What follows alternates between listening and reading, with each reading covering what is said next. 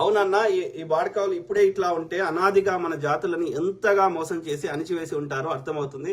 వీళ్ళు అధికారం కోసం ఎంత నీచానికైనా ఒడగడతారు. 100% నేను అనుభవించాను, అట్లనే అబ్జర్వ్ చేశాను. ఏమంటున్నాను madam? Doctor Sudharani Alamanda, the true leader will never involve religion in government.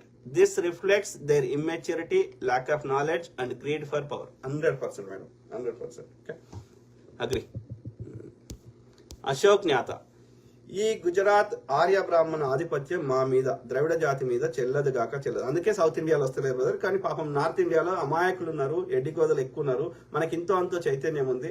ఆ ఎడ్డి గోదలకు కూడా సరిగ్గా చెప్పేటోళ్ళని లేరు. ఆ చెప్పేటోళ్ళని కూడా అక్కడ ఇబ్బంది పెడుతున్నారు. సో ఇది అక్కడ కూడా వాళ్ళని చైతన్యం చేయాల్సిన అవసరం ఎంతైనా ఉంది. అశోక్ జ్ఞాత, జై ద్రవిడ జాతి, జై ద్రవిడ నేల, జై జై ద్రవిడియన్. Yes brother. ద్రవిడి అనేది నథింగ్ బట్, ద్రవిడ అంటే సౌత్ అని అర్థం, దక్షిణ్. ఓకే, దక్కన్, అది ఏ పేరు పెట్టినా అది సౌత్ అని అర్థం, అంతే. అశోక్ జ్ఞాత, బీజేపీ వాడు దేన్ని అయినా ఎన్నికల కోసం వాడుతాడు, సెంటిమెంట్ ని రాజేసి ప్రజల్ని హౌలేగాలం చేస్తున్నాడు. కాబట్టి మనము ఆ ఉచ్చులా పడకూడదు. అంటే వాస్తవాలతోటి, డేటాతోటి ప్రజలను చైతన్యం చేయాలి. చేస్తుంటే అట్లాంటి వాళ్ళని చంపేస్తారు.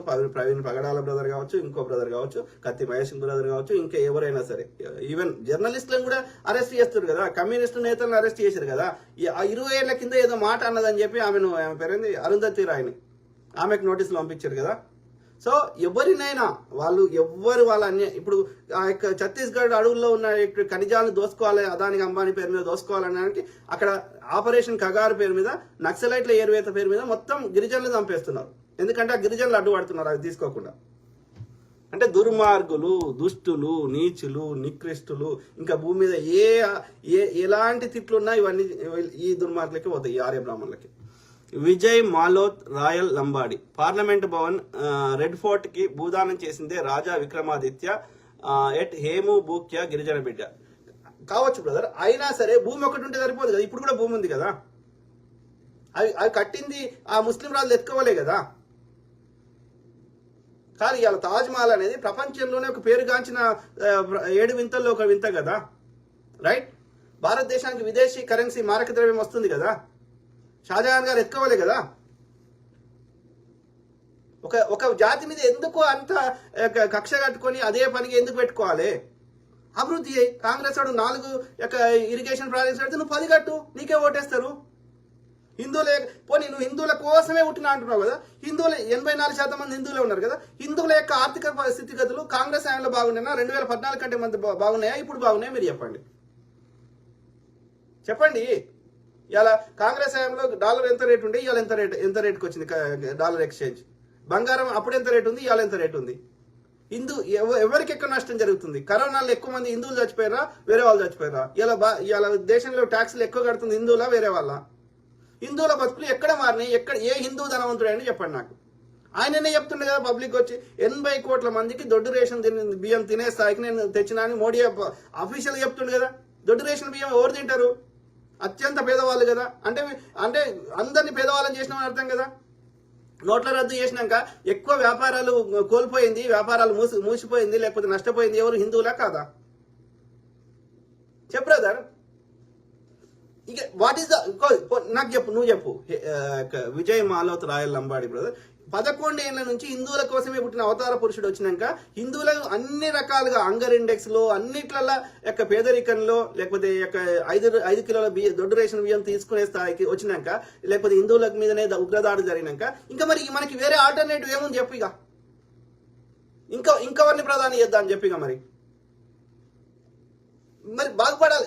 వాడు 60 ఏళ్ళు 70 ఏళ్ళ నుంచి వాడు ఎన్ని చేసినా వాడు మంచిగా చేస్తలేడని వాడి మీద బురద అన్నావు, స్కామ్లు అన్నావు, ఇంకోటి అన్నావు. వాడు మంచిగా లేడని వాడిని పక్క పెట్టినాక నీవు 11 ఏళ్ళ నుంచి నువ్వు అధికారం ఉన్నాక ఇంకేం చేద్దాం చెప్పు? నువ్వు చెప్పు. Provide a practical solution. అంటే ఆలోచించు. నువ్వు చెప్పే మాటలకి అక్కడ జరుగుతున్న చర్యలకి పొంతన కలుస్తలేదు. కాబట్టి ఎల్లకాలం ఆ చెవులలో తామర పూలు పెట్టలేరు.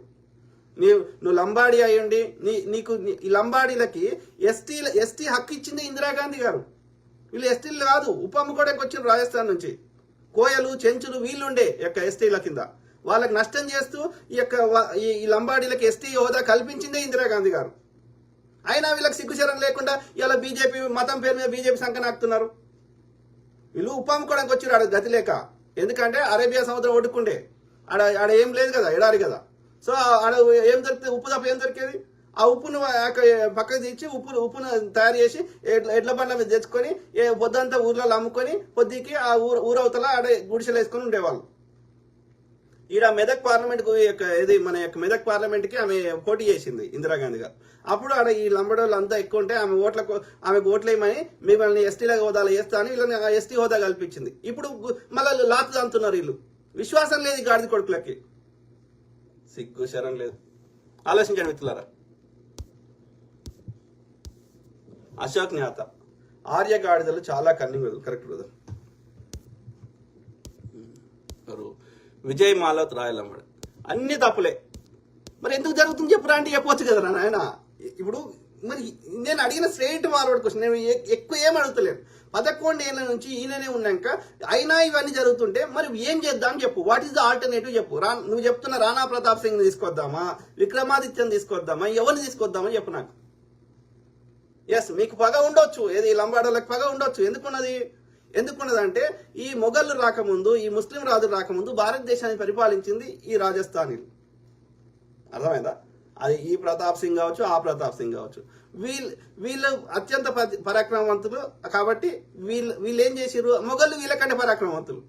వాళ్ళు కూడా ఏం చేశారు, అక్బర్ అయినా ఇంకో వాళ్ళైనా మొఘళ్ళు అయినా ఎంత పరాక్రమ ముస్లిం రాజులైనా వీళ్ళతో గెలవలేకపోయారు. ఏం చేశారు, వీళ్ళతో సంధి చేసుకున్నారు. అక్బర్ ఆమెను నిజంగా ప్రేమించి చేసుకోలే. That was a political alliance అది రాజస్థానీ వీళ్ళతోటి. అర్థమైందా? కాబట్టి మీకు ఆ పగ ఉండొచ్చు ముస్లింల మీద. ఎందుకంటే మీరు ఛత్రపతిగా మీరు దేశాన్ని రాజ్యమేల రాజస్థానీలు యొక్క ఏది కాకుండా ముస్లిం రాజులు పరిపాలించే వరకు మీకు పగ ఉండొచ్చు. I understand. కానీ దానికి ఇప్పుడు జరుగుతున్న వాటికి సంబంధం లేదే. స్వతంత్రం వచ్చింది, రాజ్యాంగం రాసుకున్నాం, ఒక డిఫరెంట్ ఇండియా ఆఫ్టర్ ఇండిపెండెన్స్. మళ్ళీ బిఫోర్ ఇండిపెండెన్స్ అన్నిటిని మళ్ళా ఏది దాన్ని ప్రాతిపదికన నువ్వు డే టు డే యొక్క సమస్యలు సృష్టిస్తా అంటే భారత రాజ్యాంగంలో అందరం సమానమే. ఓకే, అందరం ట్యాక్సులు కడుతున్నాం. ఓకే, తప్పు ఎవడు చేసినా ఏ మతం వాడు చేసినా శిక్షలు పడాల్సిందే. మతం అనేది వ్యక్తిగత విశ్వాసం, దాన్ని ప్రతి దగ్గరికి తీసుకురావద్దు. రాజకీయాలకి ఓట్ల దగ్గరికి ఇంకో దగ్గర తీసుకురావద్దు. ఓకే, దోషులు ఎవడైనా ఇట్లా హింసలు చేస్తే శిక్షలు వేయండి. అది ముస్లిం అయినా వేయండి. కాంగ్రెస్ యొక్క భక్తుల్ని తీసుకొచ్చి అరెస్ట్ చేసి లోపల వారేసింది, అఫ్జల్ గుర్ని ఉరిదీసింది, అట్లనే యొక్క కసబ్ను ఉరిదీసింది. మిగతా 10 మంది ఆ తీవ్రవాదులు వస్తే వాళ్ళని అక్కడనే చంపేసింది. అట్లా మీరు కూడా చేయండి, విచారణ చేయండి. మేము వద్దంటున్నామా? ఎందుకు విచారణ చేస్తలేరు? విజయ్ మాలవత్ లంబాడి రాయల్ బ్రదర్, నేను అడిగిన వాటికి స్ట్రైట్ ఫార్వర్డ్ క్వశ్చన్ ఆన్సర్ చెప్పు. ఓకే, తిమ్మిని బమ్మి చేస్తా, ఎంతసేపు హిందూ ముస్లిం సెంటిమెంట్ రేపుకుంటా, హిందువులను చంపుతా, యారులు అంటే మేము చూస్తూ ఊరుకోం.